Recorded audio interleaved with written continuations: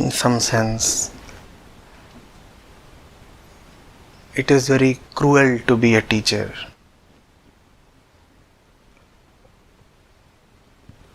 Absolute helplessness one experiences.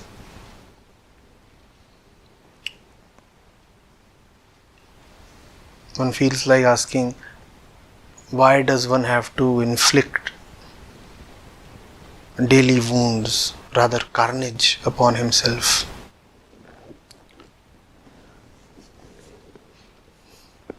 You know what is it to be a teacher?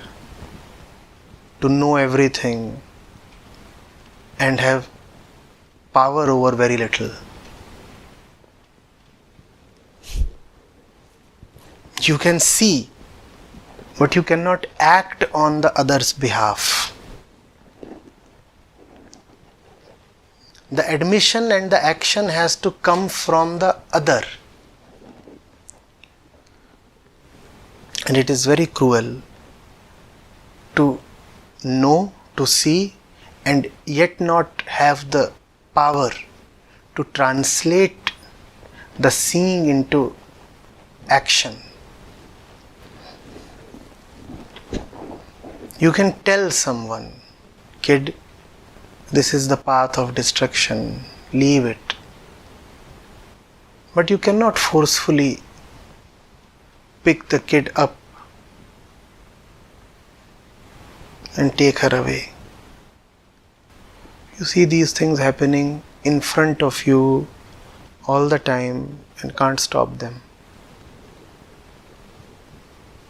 Can't stop them because fellows have to live their own lives. You cannot live on their behalf. You cannot get into their mind, their body, their soul and start living as if you are them.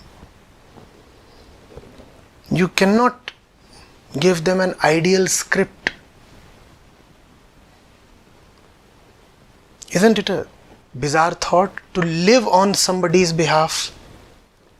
Life cannot be outsourced.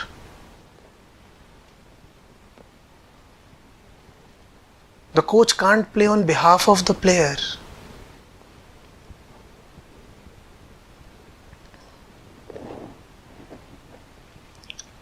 It is extremely frustrating.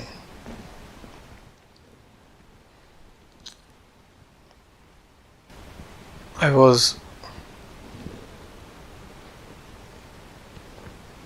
6 years old.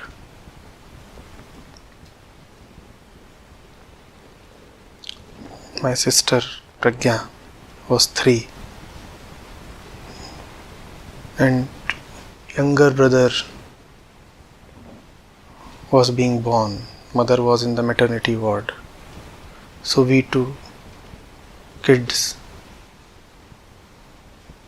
were having good fun. We had been relieved from school for a month because mother had gone to another city to be admitted for the delivery, and it was a cesarean and all, a little complicated. So these two kids would be playing and fighting the entire day.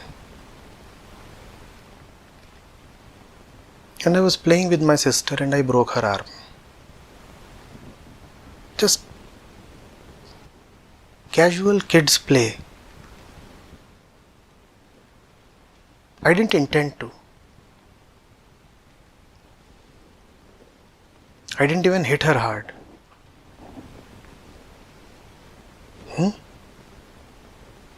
She got a fracture in the arm.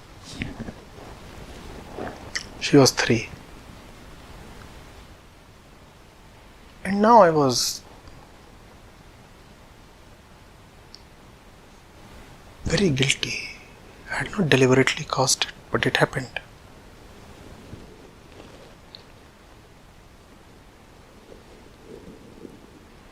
And it had happened once earlier as well. I was chasing her.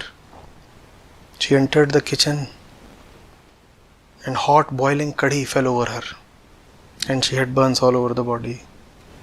She recovered fully, but I had that memory as well, and now the fracture. So it was a shock to my consciousness. Now she had the plaster on her arm from the same hospital, and her hand would itch now. Under the plaster, her hand would itch. And since she was just 3, so the plaster was not very thick.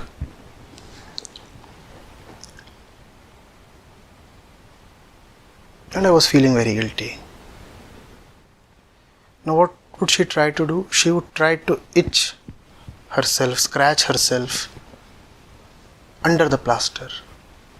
She would take a pencil or a pen and try to put it in. And slowly she was trying to dismember the whole thing. The plaster was coming off. After all, it's just plaster. POP, I think. Plaster. And as an elder brother and also someone with a guilty conscience, it was now my responsibility to ensure that she does not fiddle with her plaster. So I was keeping a watch on her all the time. And all the time she was trying to do something with the plaster. All the time. And I knew the doctor had told, and it had been told to me in very clear, rather exaggerated ways, that if her plaster comes off or if she keeps fiddling with the arm, then the arm may not join properly or it can get bad for the entire life. She was very concerned. Now I would be watching her the entire day, and the entire day she would be doing something with the arm. That is the first memory I have of powerlessness. Great powerlessness. I really wanted her to recover. And she was doing self-destructive things. And I couldn't even scold her because somewhere something in me was guilty that I had caused it.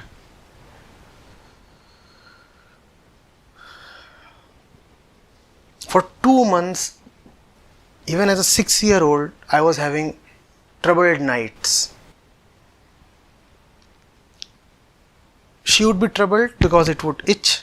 So she would get up and do something, and whenever she would get up and do something, I would get up and try to cajole her, convince her, somehow pacify her into not doing that thing. Mother was busy with her own physical condition. And after some time, the younger brother had arrived and he was extremely sick, and both the mother and the kid were sick. So nobody was looking at her. And I was the one trailing her all the time, and she was doing something with her arm.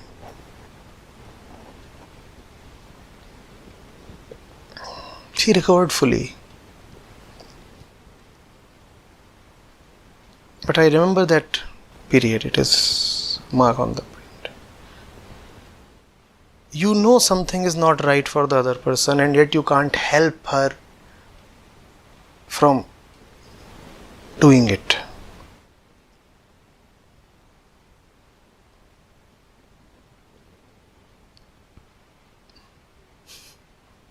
And you also can't give up.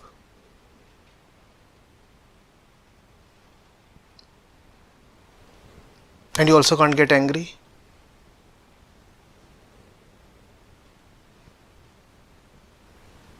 You can't give up, you can't get angry, and you can't stop what is happening. That's how I felt as a 6-year-old. That's how a teacher feels.